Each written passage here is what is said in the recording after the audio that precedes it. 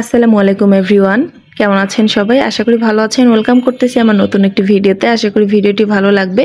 তো ঝটপট যদি আপনার হাতে 10 মিনিট সময় থাকে তাহলে এই নাস্তাটা তৈরি করে নিতে পারবেন। চলুন রেসিপিতে চলে যাই। আমি এখানে পেঁয়াজ কুচি, কাঁচামরিচ কুচি, ধনিয়া পাতা, হাফ চামচের মতো লবণ, এখন হাফ চামচের মতো হলুদের গুঁড়া দিয়ে ভালোভাবে একটু মিশিয়ে নিচ্ছি। পেঁয়াজটাকে একটু কষলে কষলে নরম করে নিচ্ছি আর কি। তো এখানে যাদের হাত জ্বলা সমস্যা আছে তারা চাইলে এটা স্কিপ করবেন। তারপরে আমি এখানে মিশিয়ে নেওয়ার পরে 1 কাপ দিয়ে দিলাম ময়দা আর দিয়ে দিলাম একটা ডিম। এখন নেড়ে চেড়ে ভালোভাবে মিশিয়ে নিচ্ছি। আপনার হাতে যদি 10 মিনিট সময় থাকে তাহলে এই নাস্তাটা তৈরি করে নিতে পারবেন। যতটা না খেতে মজা, বানাতে তার থেকে বেশি সহজ। তারপরে আমি নর্মাল টেম্পারেচারে পানি দিয়ে একটা ব্যাটার তৈরি করে নিচ্ছি। আর ব্যাটারের ঘনত্বটা কীরকম হবে এটাও আমি আপনাদেরকে দেখিয়ে দেব। অনেকেই আবার বলতে পারেন যে আটা দিয়ে করতে পারবেন কিনা। হ্যাঁ, আটা দিয়েও করতে পারবেন, চালের গুঁড়া দিয়েও করতে পারবেন, কোনো সমস্যা নেই। চালের গুঁড়া দিয়ে করলে আরো বেশি ক্রিস্পি হবে, বাট ময়দা দিয়ে করলে অনেকটাই সফট হয়, খেতে ভালো লাগে, মুখের সাথে একদম মিলিয়ে যায়। আমি তো বলবো আপনি যদি এই নাস্তাটা বানান, মিষ্টিটা যদি বানান সেক্ষেত্রে আলাদা, বাট ঝালটা যদি বানান তাহলে অবশ্যই বেশি করে বানাবেন, কারণ এতটাই মজা লেগেছিল যা বলার মতো না। তারপর আমি এদিকে কড়াইতে তেল গরম করে নিয়েছি আর এখন একটু একটু করে বড়ার মতো করে ছেড়ে দিচ্ছি।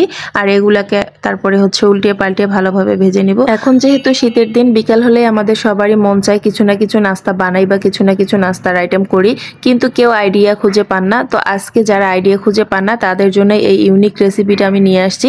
তারা আইডিয়া করে বিকাল চায়ের আড্ডায় এরকম নাস্তা বানিয়ে দিতে পারে। আমি গ্যারান্টি দিয়ে বলতে পারি ছোট থেকে বড় সকলেই এই নাস্তাটা খেতে ভীষণ পছন্দ করবে।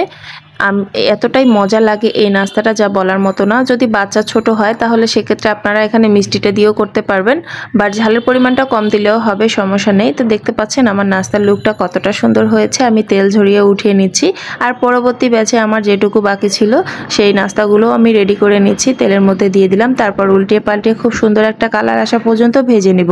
আপনার পরিবারে এরকম নাস্তা করে খেলে সবারই প্রশংসা পাবেন। আর আমার ছেলে তো বিকাল হলেই শুধু বলে, মাম্মি আমাকে রেসিপি বানিয়ে দাও। পরে তার কথা চিন্তা করেই আমি আজকের এই নাস্তাগুলো তৈরি করেছিলাম। আমার আজকে একদমই ইচ্ছা ছিল না যে আজকে কিছু একটা বানাবো, কিন্তু ওর কথা চিন্তা করেই বানালাম আর কি। এত মজা করে খেয়েছে, এত তৃপ্তি সহকারে খেয়েছে যা বলার মতো না।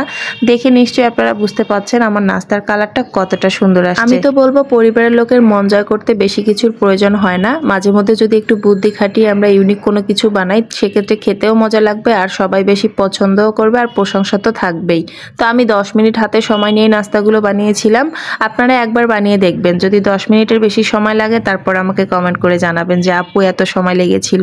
আমি তো বলবো 10 মিনিট লাগার কথাই না, এতটা মজা হয়।